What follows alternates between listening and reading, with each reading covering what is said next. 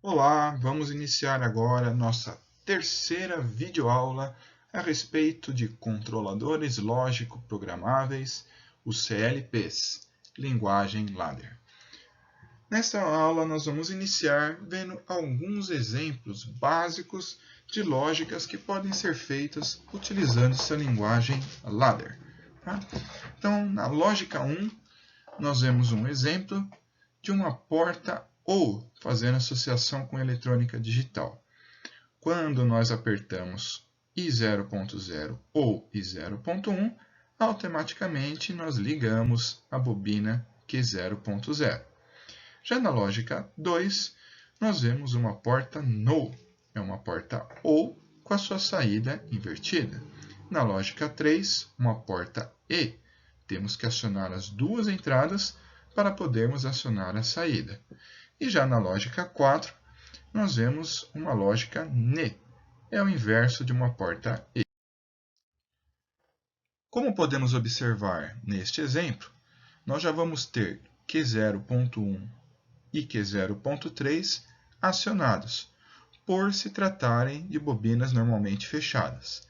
Mesmo que a gente tenha as duas entradas aí desacionadas, como podemos ver aqui no exemplo, 0 e 0. Então, nenhuma das entradas está acionada, mas pelo fato de serem normalmente fechados, as bobinas Q01 e Q03 já começam acionadas.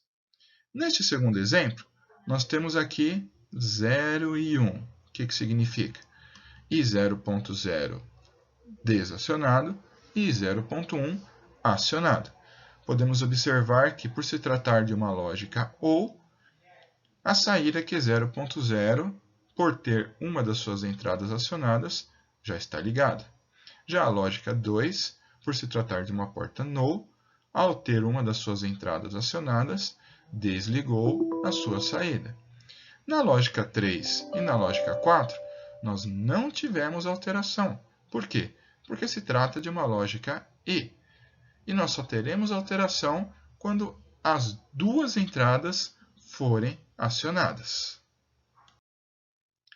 Agora, nós temos aqui as entradas diferentes, sendo I0.0 acionado e I0.1 desacionado. O funcionamento é similar ao que vimos anteriormente. A lógica 1, por se tratar de uma lógica OU, tem a sua saída acionada. A lógica 2, por se tratar de uma porta NO, tem a sua saída desacionada. E não vemos alteração nem na lógica 3, nem na lógica 4. Finalmente, chegamos a esse último caso, onde nós temos as duas entradas acionadas, as duas entradas em nível lógico 1. Sendo assim, I0.0 e I0.1 ligados fazem com que na lógica 1 Q0.0 seja acionado, Q0.1 na lógica 2 seja desacionado, e a lógica 3 agora sim vai sofrer alterações, por se tratar de dois contatos em série representando uma lógica E. Uma vez que nós acionamos os dois contatos, está permitindo com que o Q0.2 seja acionado. O Q0.3, por se tratar de uma lógica NE, ele vai ser desacionado.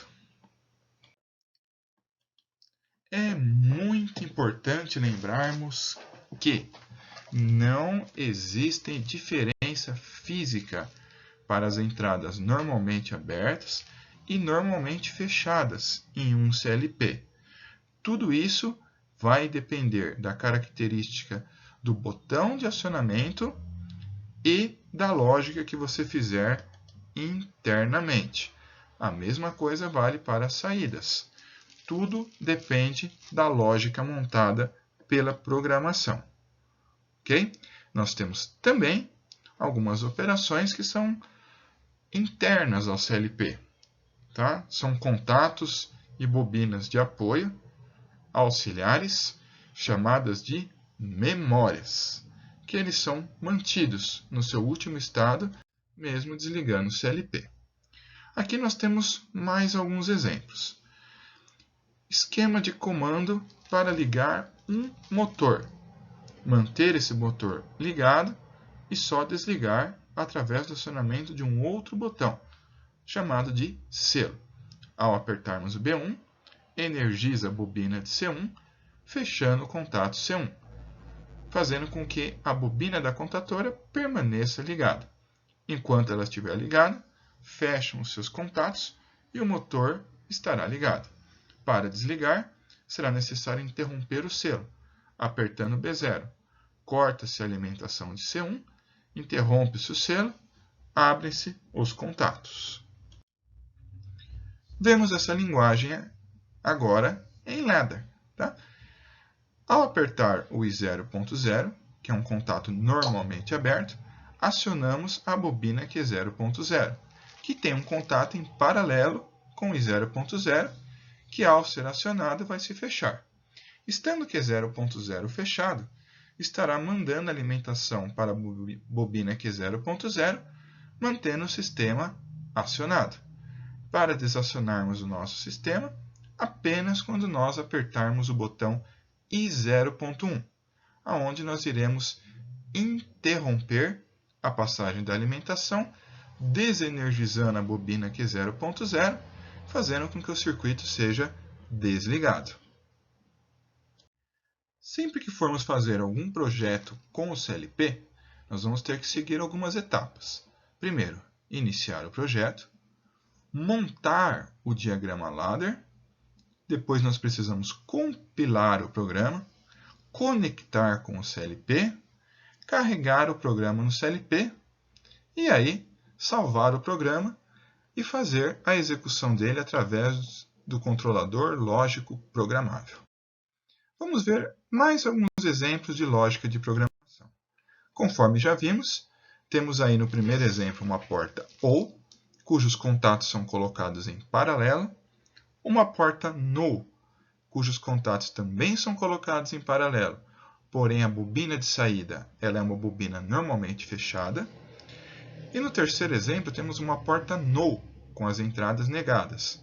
É similar à porta NO, porém os contatos de 0.0 e 0.1 também são normalmente fechados. Já neste exemplo, nós vamos ver algumas lógicas com a função E. A primeira é uma função E, normal, cujos contatos são colocados em série, ligados numa bobina comum, uma saída simples. Uma porta NE é similar à porta E. A única diferença que nós temos é que a sua saída é invertida, que em ladder a gente representa como normalmente fechado. O último exemplo é uma porta E com as entradas negadas. Nada mais é do que colocar os contatos como normalmente fechados. Por hoje é só. Encerramos essa videoaula por aqui. Na nossa próxima videoaula, veremos mais alguns recursos oferecidos pelo CLP. Obrigado a todos pela atenção e até a próxima videoaula.